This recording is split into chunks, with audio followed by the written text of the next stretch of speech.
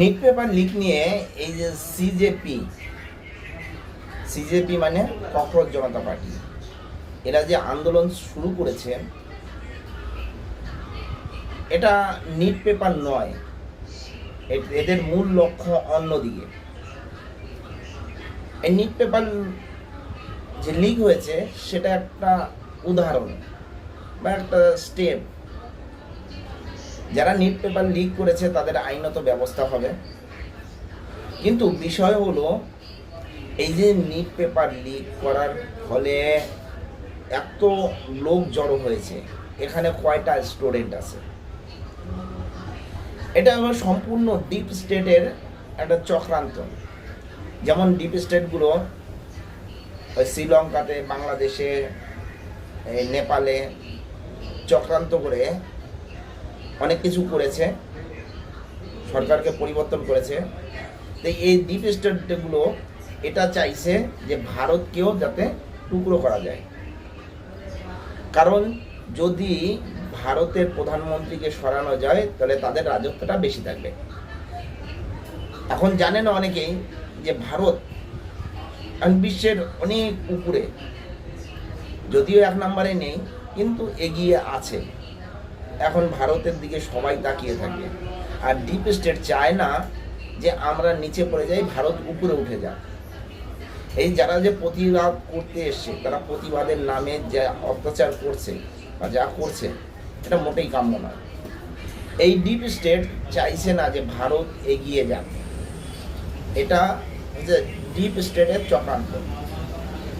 আর দ্বিতীয় চক্রান্ত হয়েছে এই নিট পেপার লিকের ফলে ধর্মেন্দ্র প্রধান যে শিক্ষামন্ত্রী, কেন্দ্রীয় শিক্ষামন্ত্রী, তাকে চেয়ার থেকে সরতে হবে।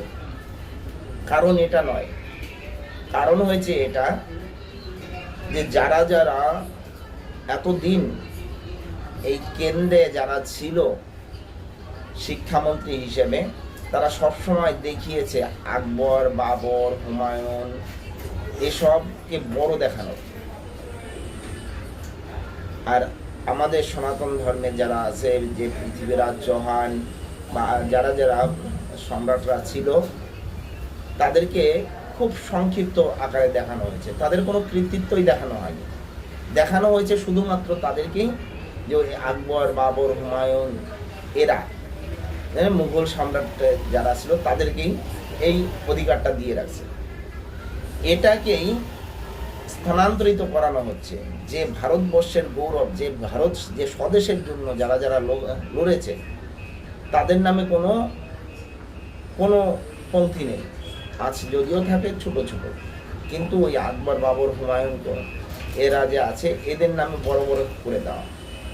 এটাই কি করছে, এটাই যারা দুশ্চরিত্র ছিল, সুশাসন করেনি, দুঃশাসন ছিল, তাদেরকে আস্তে আস্তে পাঠ্যপুস্তক থেকে সরানোর ব্যবস্থা করেছে। তাই এই নিট আন্দোলন শুরু করেছে।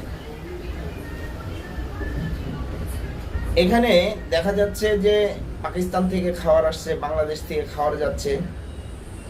পাকিস্তান থেকে 400-র বেশি